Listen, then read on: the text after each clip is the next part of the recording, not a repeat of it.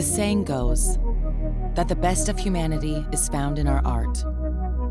And that art is said to have originated around 30,000 years ago. Born from the minds and the hands of our ancestors, the Homo sapiens,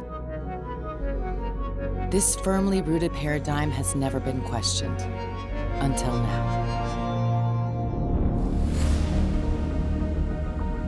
Now, according to our models, autistic behavior can be ascribed only to modern humans. But on the banks of the Loire River in the Taurin region, a recent discovery could well bring these long-held beliefs into question. Deep in an unknown cave named La Roche-Cotard, a team of prehistorians from all over the world are conducting a top-secret investigation. On the walls of the cave, they have identified some surprising engravings that seem to date back to the dawn of time. It immediately caught our attention because it doesn't look like the other decorated shelters or caves that we've been studying up until now. It's a style that hasn't been cataloged before. There's something about it that doesn't match our references. When were these engravings made? Who created them? Were Homo sapiens truly the first artists in human history?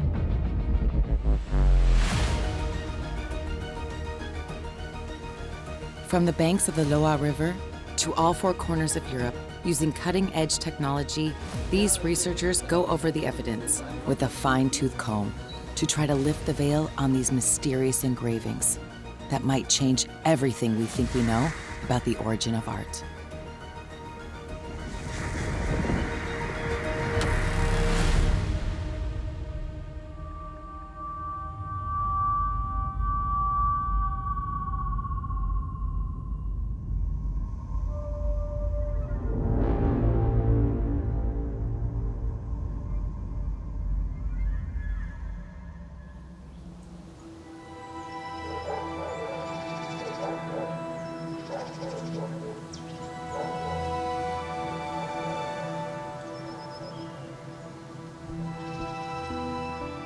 The seeds of the investigation were planted 100 years ago.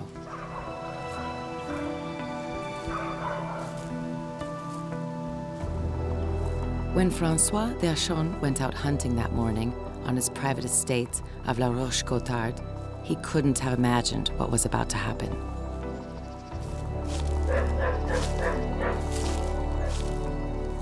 Deep in the heart of the estate, his dog suddenly ran into a crack in the rocks.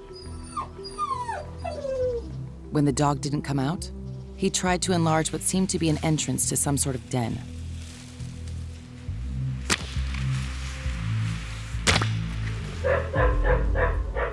That's when he discovered a cave.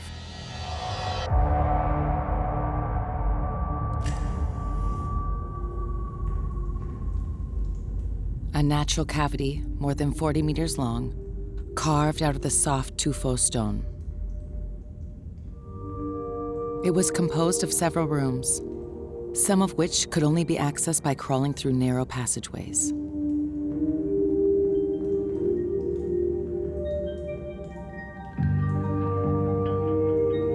But at the time, he didn't realize the importance of his discovery. Once again, the cave fell into oblivion.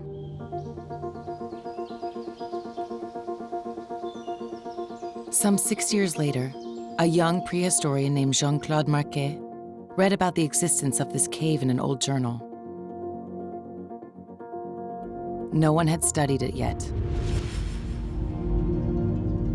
Intrigued, he sought out and obtained permission to go inside. Suddenly, one element caught his eye. The walls of the cavity were adorned with surprising engravings.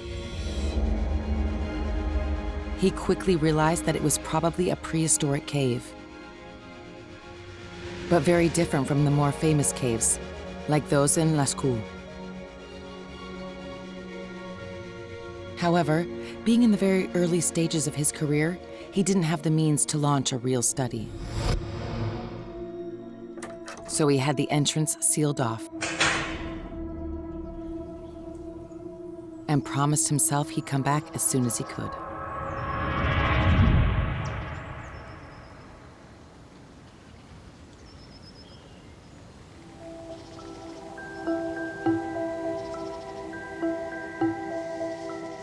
In the end, Jean-Claude Marchand would have to wait 50 years before achieving his dream. He became a museum director at a young age, and his career kept him away from La Roche-Cotard. But he never forgot his promise to himself. Today, he has finally returned, and he's determined to lead the investigation that's been on his mind for so long. As we move forward, you'll see some very intriguing things.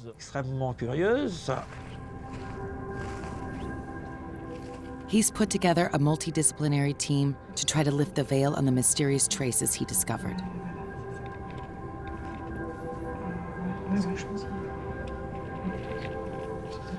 Here we have a very interesting panel, a triangular one.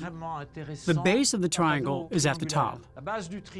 And all over this triangle, nearly over the entire surface, we have parallel lines. It's very curious, this panel. Very curious indeed. Triangular.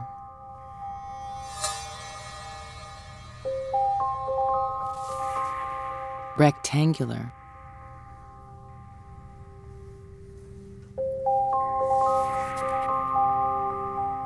Or wavy. Jean-Claude has identified a total of 5 engraved panels, spaced out at regular intervals all along the wall of this room.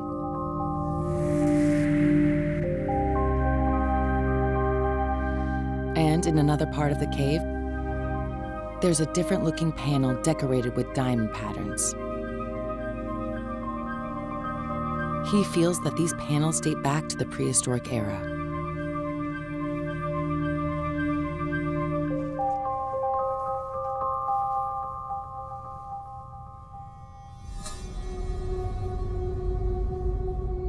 To confirm his hypothesis and conduct a thorough investigation, he decides to put together a team of experts composed of some of the world's most famous prehistorians, such as Professor Jacques Joubert from the University of Bordeaux. When we visit a new site like this, the first thing we have to do is make sure it's authentic. It's a bit of a Pavlovian response for prehistorians. We're always afraid that what we're looking at might be fake or the result of natural causes. So we have to make sure these lines are of human origin, that they're what we call anthropic, and were really made by humans, not animals such as bears, or simply created by natural causes. Geology can be very wily at times. It has fooled many a prehistorian. So the first thing we do is make sure the traces were actually created by humans. This mission has been entrusted to Jean-Baptiste Fauvel, one of the members of the research team and an expert in traces left by animals on cave walls. He starts by studying the panel that seems to show a series of diamonds. We suppose, based on everything that's been found in this cave, that these traces were made by bears. It's pretty common. Cave bears hibernated deep inside caves in karstic regions, and they regularly scratched the walls with their claws.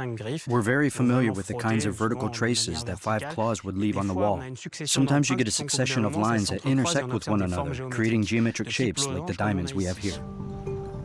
This panel was not made by humans. On the others, however, Jean-Baptiste Fauvel doesn't recognize the traces of bears or any other animal. Could they have been made by humans?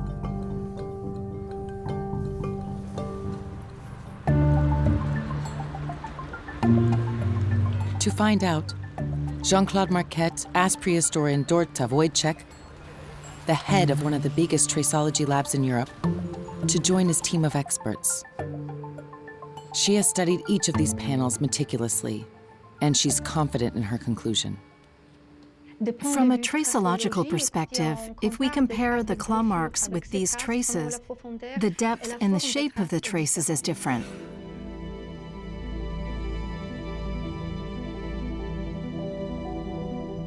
This means we can fully rule out that they were made by cave bears or any other species of animal. They're too organized, too symmetrical, too regular.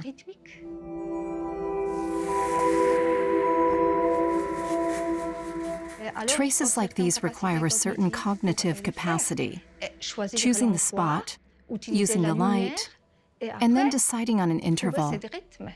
Not too strong, not too weak, so they'd be visible but not too big. There are many different elements that attest to a certain level of organization, so they must be man-made.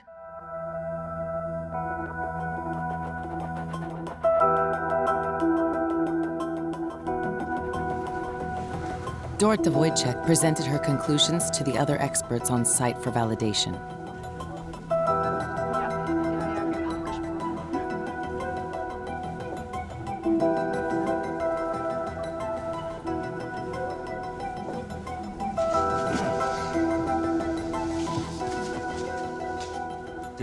I remember there were 4 or 5 of us there. And as experts, we often tend to hang back and wait for one of the others to voice their opinion. But it didn't take long for us to agree that the traces had been made by humans.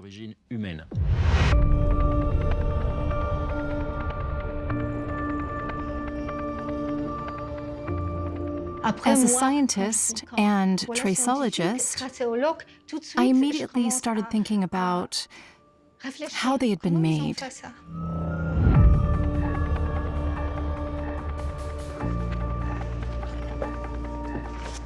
Understanding how these traces were created is crucial for the team of prehistorians, because it could help them discover who made them.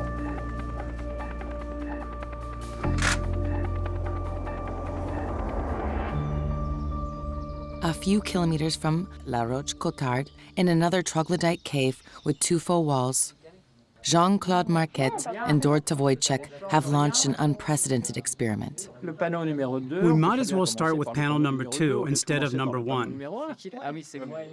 We just have to wait for the photogrammetry, and we have to time it too. Yes, of course. They've asked a team of archaeologists to reproduce these traces using prehistoric tools, such as wooden spikes and flint arrowheads. Mit 3 Fingern, wie du das hältst. Du hältst mit 3 Fingern. Or even their fingertips. Striche. Wir gucken, okay. Von oben nach unten, Ja. wie haben wir Ja, gestern genau. abgesprochen. Hm? So, noch einmal, dass Claudio kann ein Foto.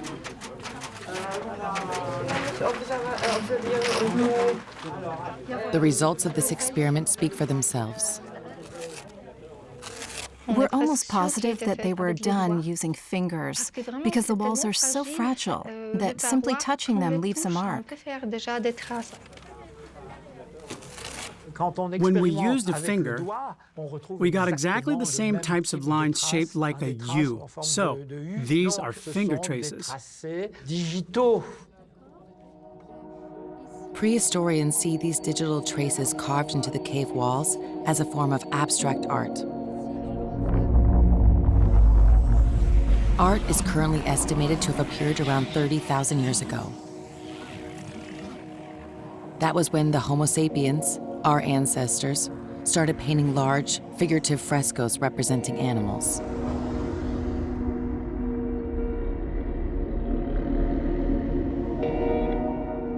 But they also made abstract art with their fingers. Could the traces in La Roche-Cotard have been made by Homo sapiens as well? There's only one way to find out: by trying to date them.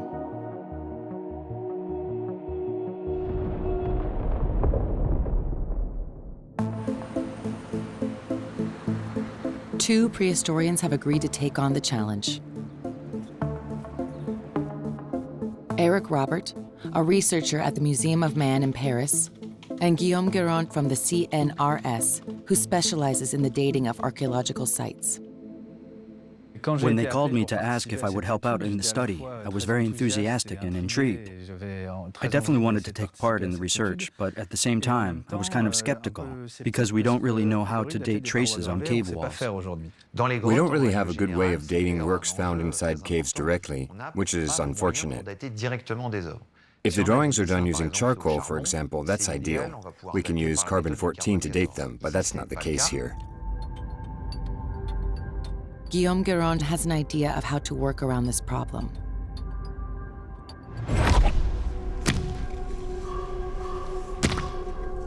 When the cave was discovered in 1912, it was obstructed.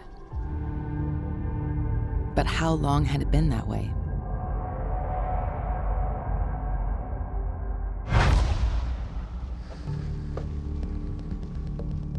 That's what Guillaume Guérin wants to determine, because he believes this information could be an essential clue in understanding who may have left these traces. There are certain things about La Roche-Cotard that are in our favor, because it's like a sort of time capsule.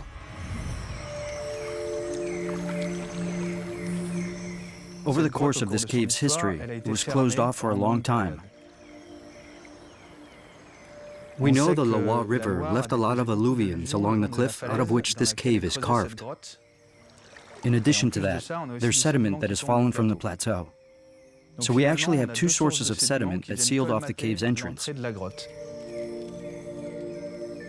means that the traces must have been made when the cave was accessible, before it was closed off. So our goal is to determine when the closing happened.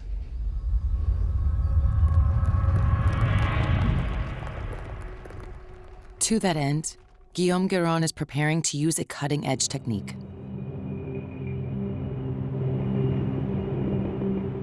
There's a method of dating that was developed recently called OSL, and it can be used to date the exposure of rocks to daylight. More precisely, we can measure the time that has passed since the last time it was exposed to daylight, which means just before the cave entrance was sealed off and obstructed. We're going to head out into the field to try to figure out when the cave was sealed off.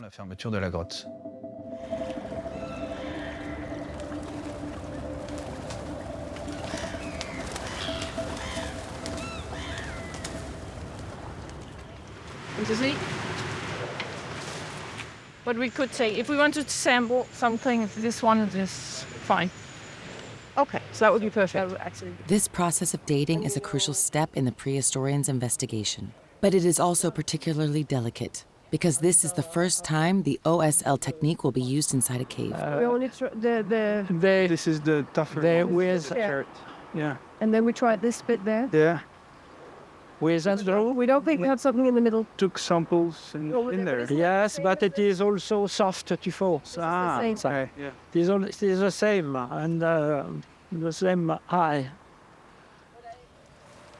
Two Danish physicists who specialize in OSL have offered to help.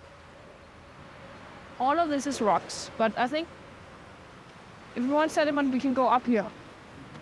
When we should just clear a section. The advantage here is that we have a single question, which is to know when the cave stopped being accessible to man. We can't accept results in the form of maybe yes or maybe no. We have one simple question, and we need one simple answer. First, they must take samples from the upper part of the entrance.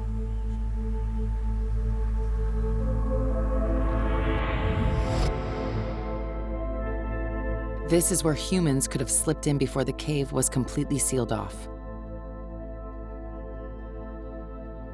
The rays of sunlight came through this opening and illuminated the wall. According to the Danish physicists, certain minerals contained in these walls, namely quartz and feldspar, are sensitive to light up to several centimeters deep. Over an extended period of time of several millennia, the sun's rays are able to penetrate into soft walls like these. The moment when the wall ceased to be illuminated would have been recorded by these minerals, and we may still be able to find evidence of that today. What the physicists are interested in are hence these minerals, because that's what will help them determine when the cave was closed off.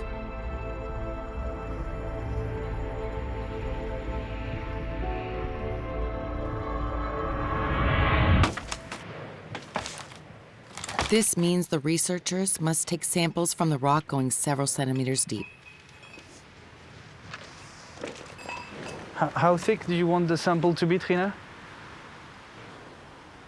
Do you have an idea?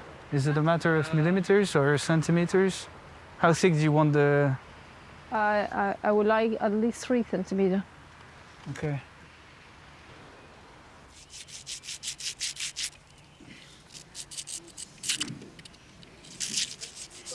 The researchers believe this is the only technique suited for this context.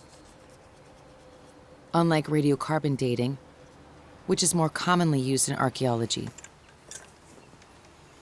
C14, that's a lovely technique, and it's a very good dating technique for many purposes. C14 hinges on you need biological material. You need something that was once alive and then died. It basically, it measures the ratio between the stable carbon-12 and the unstable carbon-14. So you need biological material, and as we all know, that sometimes have a tendency of disappearing. It's not necessarily preserved. The advantage of ourselves is that we can go anywhere. We just need sand, basically. Quartz or feldspar, we can basically apply it anywhere in the world in any situation.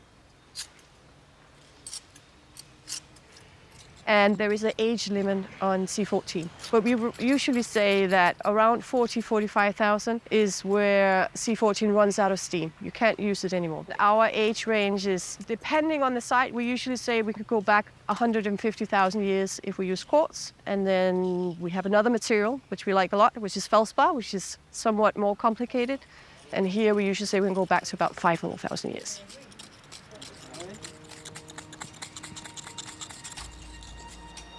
They take about a dozen samples. So what, this one is 06, Trine? Inside and then outside, and these two are listed. A few weeks from now, the physicists will date these fragments at their lab in Denmark. This process may confirm what Jean-Claude Marquette suspects. He believes the cave was sealed off a very long time ago.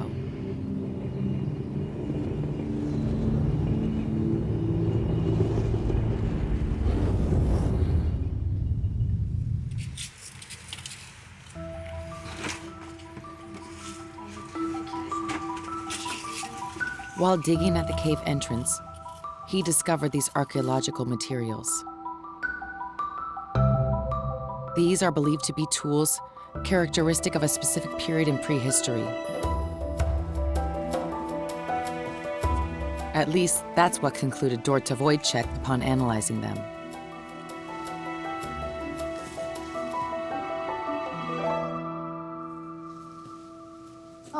What we're looking at here is a carved tool that shows us all the usual traces of a tool that was carved by humans. This tool would have been used to scrape and work animal hides. But what interests Dr. Wojciech the most is that this tool presents certain highly specific characteristics that she can interpret using experimental archaeology.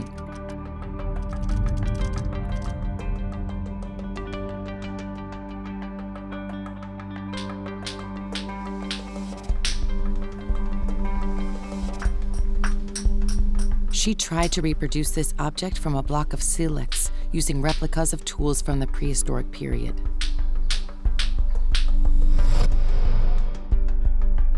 As a result of this experiment, she was able to determine that it had been shaped by cutting off slices, or slivers. According to archaeologists, this technique is a feature of one specific species of humans, which is not Homo sapiens. This kind of stone knapping is called the Levallois technique, and it's characteristic of the Neanderthals. The Neanderthals were those who invented it. Neanderthals. a lineage that disappeared off the face of the earth more than 30,000 years ago. This human species came before our Homo sapien ancestors. For nearly 300,000 years, the Neanderthals occupied all of Eurasia. They were nomadic, which meant they were constantly moving around to find food. The scientists are convinced that one of these groups stopped at Roche-Cotard for a while.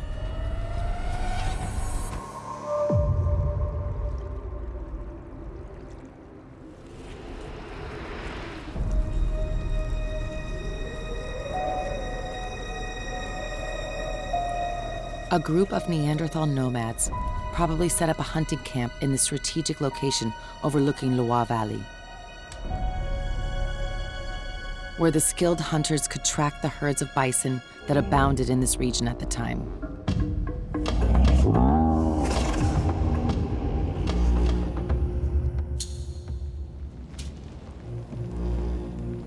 But does that mean it may have been Neanderthals who carved these motifs into the cave walls? That's what the evidence seems to point to so far. For us, as prehistorians, it's really powerful, because until now, no one could have imagined that the Neanderthals might have been capable of such symbolic illustrations. You have to remember that, for a long time, we thought the Neanderthals had a much lower cognitive capacity than our ancestors, the Homo sapiens, that they were a sort of sub-man or half-monkey, or something kind of halfway between the two.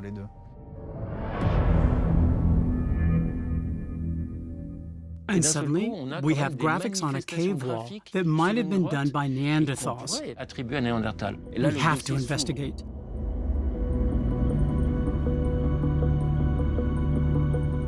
Because we don't know of any shelters or caves decorated with Neanderthal motifs in France, at least not so far, and not in Spain, Italy, or the rest of Eurasia either. So, this was incredible.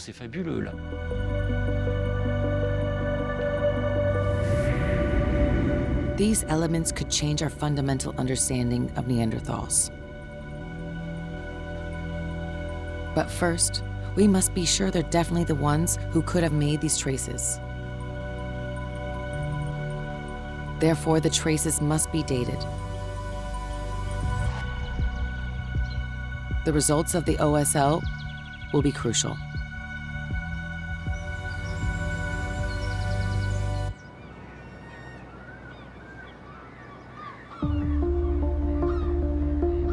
This operation takes place a few weeks after the samples were taken, some 30 kilometers from Copenhagen, in this former nuclear research center. It's now home to the largest dating lab in Europe.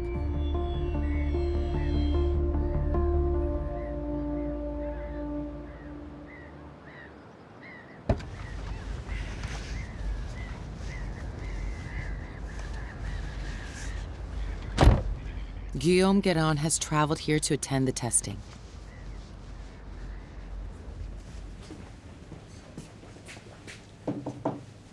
Hey there. Hi. How are you doing? Welcome. Good to see you. Yes, good to see you. Well, welcome. So you had a Well, thanks. Yes, yeah, very good. awesome. Are the samples ready? Yeah, they're ready. Okay, so we can go and make some slices, get some minerals out of there, Yeah. and see what we have. Yes, let's do that. Perfect. The multi-step process will take place in a special wing dedicated to OSL dating.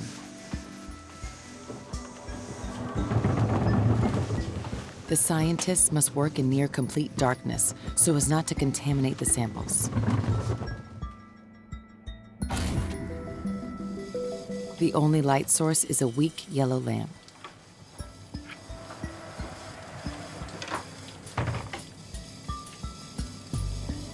So you can see the samples sitting in there. I have actually started this morning, and it is slicing. Yes.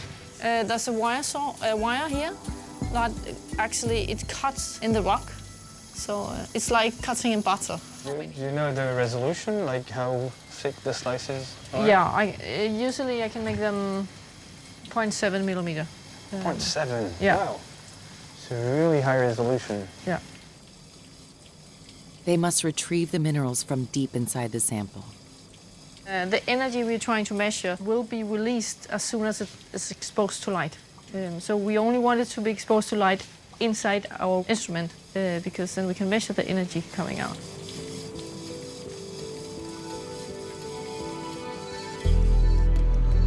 Once the rock has been cut into slices, those slices will be dissolved to try to collect the grains of feldspar.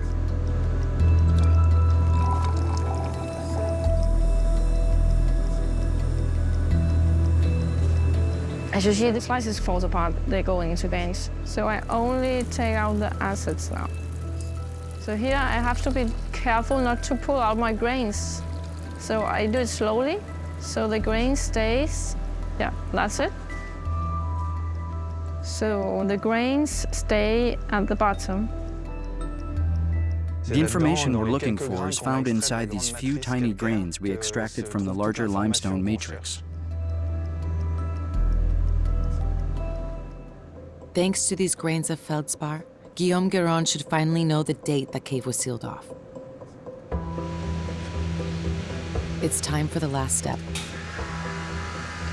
Placing the grains in this luminescence reader.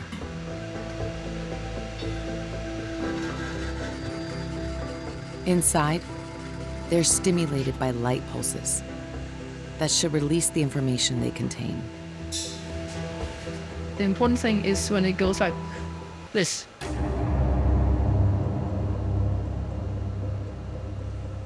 Oh, I actually see it. It's a really good one. The result is actually... Right. So older than expected, yes. Yeah. Okay. Ta-da! And that's what it is. Yeah, that's what it is. We were surprised to see that the samples dated back to around 60,000 years ago. Not only did that confirm that the traces were made in the prehistoric period, but also it was well before the Homo sapiens started making their way to Europe, which was only around 45,000 or 50,000 years ago. So if these traces were made at that point in time, they must have been made by Neanderthals. They were the only ones there, so it must have been them who got into the cave and made these marks on the walls. What that means is that Le Roche-Cotard is the oldest known decorated cave in the world today. This is huge.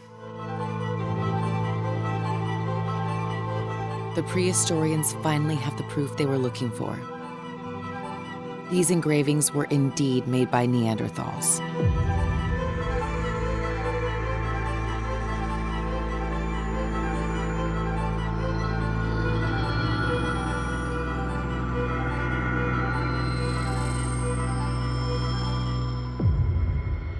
But at this point in the investigation, the researchers must now figure out what status these traces should be given.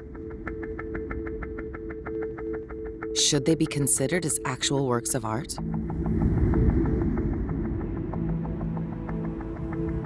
The question is whether these can be considered as art. They're symbolic, that's for sure. But can they truly be compared to the representational frescoes done by Homo sapiens, our ancestors, tens of thousands of years later in Chauvet or Lascaux?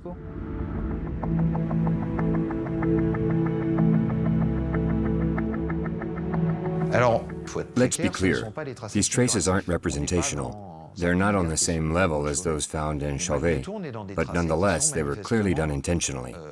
They weren't accidental, they were created with intent. The most important example is the famous triangular panel covered entirely with parallel lines. The triangular drawing, and most probably the other drawings as well, wasn't done in a hurry, but was thought out in advance before it started to be put on the wall.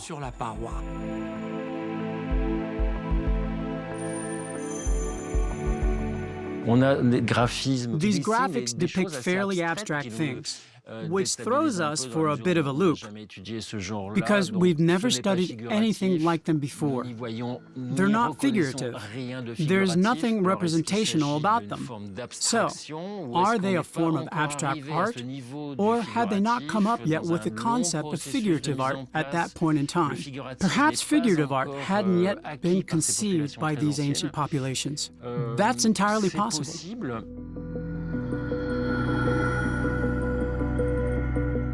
But when everything's said and done, of course, it's a kind of human art. It's the early stages.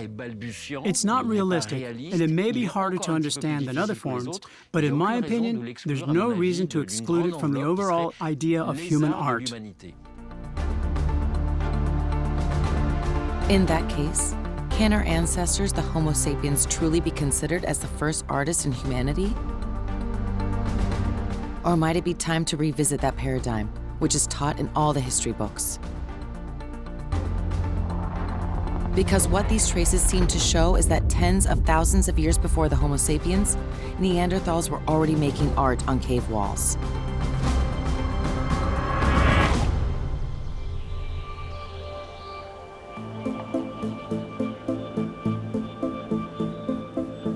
After such an important discovery, the team of researchers present their findings in a major scientific journal.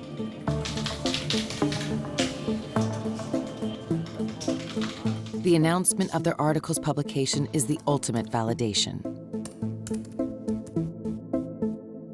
It's hugely satisfying to see the result of all of our efforts and the hard work of so many people, all experts in their own fields. It's clearly a big accomplishment. Publishing an article, especially this one, in a major journal with such impressive results is always a big source of joy. I've known about this site for more than 40 years. But 40 years ago, it would have been totally impossible for me to suggest, let alone to experts. The fact that these digital traces could only have been made by Neanderthals. They would have thought I was crazy back then.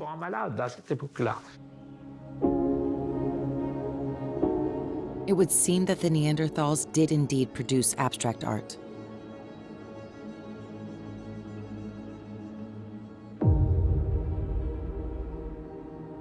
But a new element in the investigation could lead to yet another surprising discovery.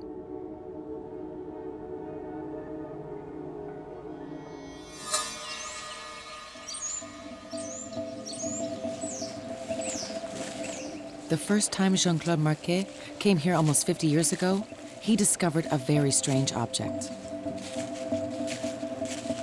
He didn't know what to think of it at the time.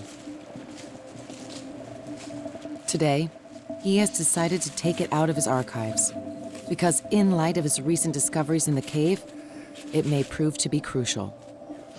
I'm going to wear gloves because this object is unique. So it's very precious. It was found here in the late 70s, when I first came here.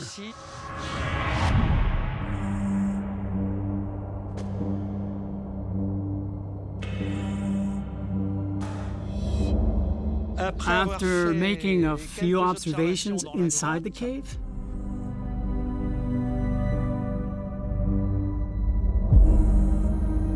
my plan was to do a survey in front of the entrance to the cave. We dug down a few layers, but found nothing of archaeological interest at all. No wildlife, no arrowheads, nothing. And then, at a depth of 1.8 meters, we found this object.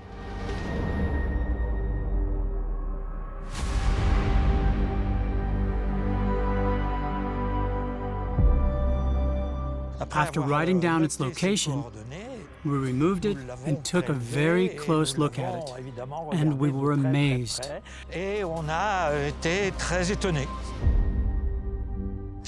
What's surprising is that this object presents what looks like an image of a face.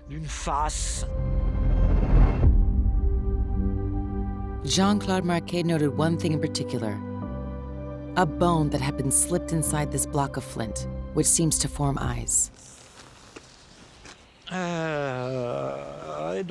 Here it is, the enigmatic object. Until now, objects made by Neanderthals have been deemed non-figurative. But here, I believe we can see a face. I really do.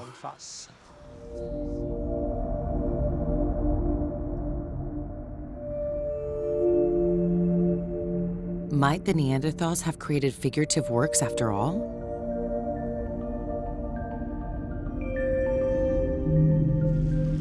It's such a burning question that Jean-Claude Marquet once again called on the Danish physicist and OSL dating experts for their assistance. You go. I go.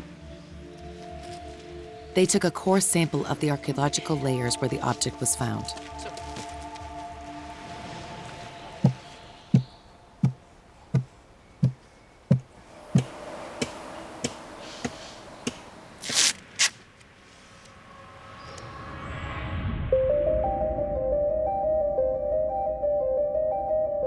Their findings leave no room for doubt. This object is at least 60,000 years old, just like the traces in the cave. So it could indeed have been made by Neanderthals.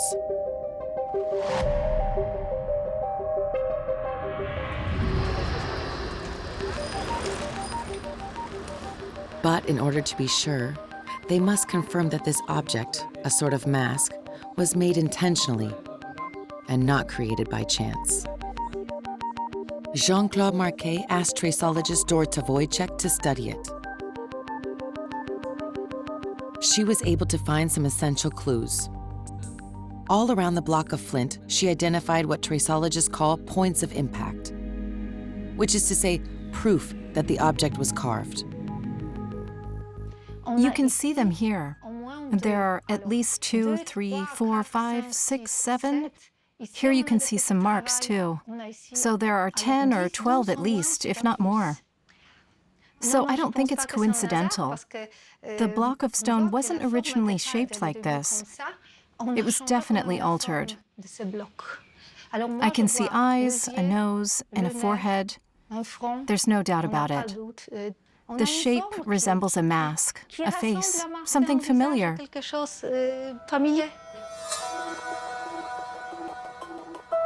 Dorota Wojciech also believes there is another argument in favor of this hypothesis. She has been able to determine that the bone that seems to form the eyes was fixed in place intentionally using small pieces of flint.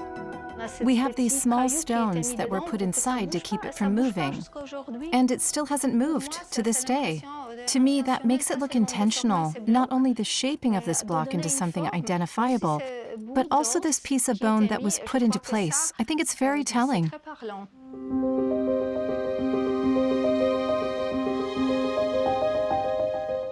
It seems as though this object is indeed a sculpture, created from a block of flint that Neanderthals carved, modified, and shaped with the clear intention of turning it into a human face. Dorota Wojciech knows how groundbreaking this discovery is.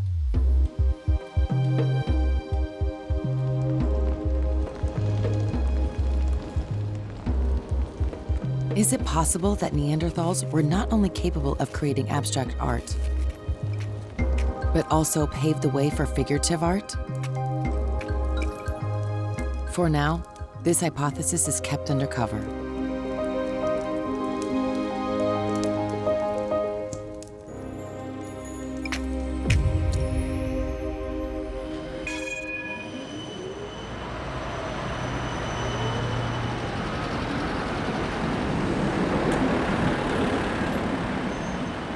But Jean-Claude Marquet and Dorota Wojciech are preparing to share it with the scientific community.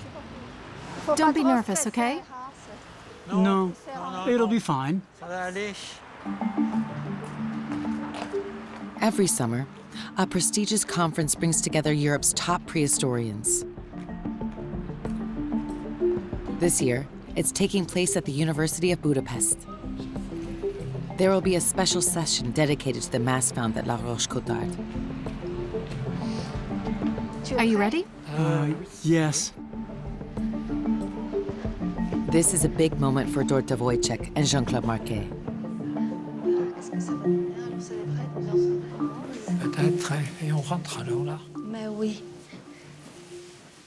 More than 30 of the leading experts in prehistoric art have traveled to be here, including Italian scholar Marco Peresani from the University of Ferrara. and Serbian professor Ana Majskić from the University of Belgrade. I didn't really expect that many people to show up. Participants come a little bit from everywhere. I mean, we had participants even from Australia. Jean-Claude Marquet might be in the audience. Do you want to present something or do you want to comment? Come with me. Okay. I was a little nervous because I had no idea how the session would go. I didn't know what the atmosphere would be like. I also think there were a few people in the room who were opposed to the idea that Neanderthals could have produced art. As a result, I clearly wasn't feeling that confident. It has been discovered 40 years ago, not in the cave, in front of the cave, in a Mousterian level. For nearly 2 hours, Dorota Wojciech and Jean-Claude Marquet present their discovery, defend it, In archaeology, especially here, we have done this. and try to answer all the questions. Is it a natural intrusion or is it made by people? They try to convince the experts that this object was indeed a face sculpted by Neanderthals. What I've seen yesterday was impressive. It resembles, let's say, a human face, so it's kind of anthropomorphic.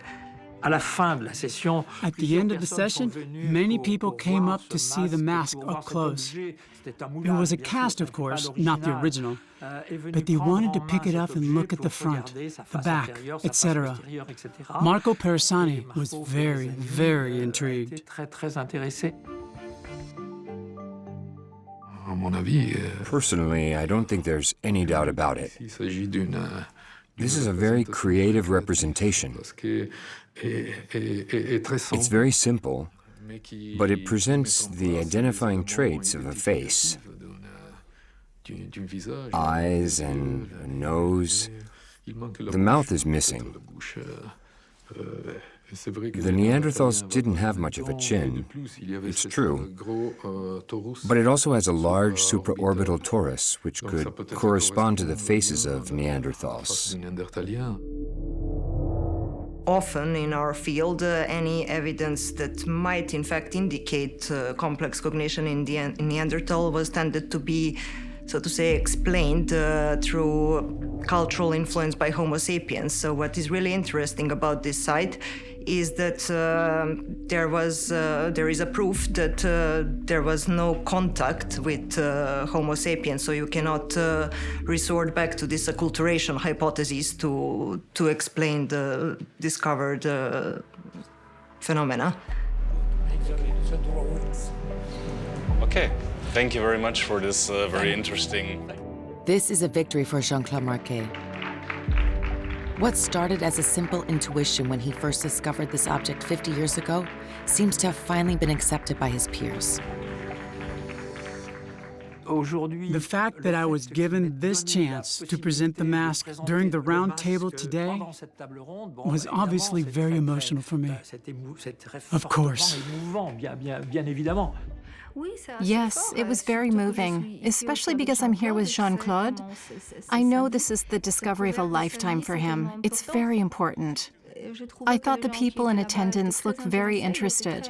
They were very moved, and they seemed to be in agreement with us. Our concept and idea of art will have to change. It's exactly this. I mean, it's, in a way, simply the way the science works, simply because any science is not a closed dogmatic system, but it has to be open for new discoveries.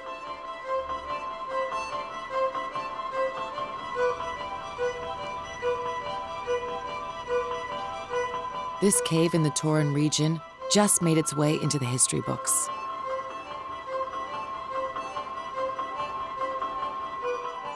That simple cave will change how we think about art. Because thanks to the traces on the walls, the mask, and the perseverance of all these researchers.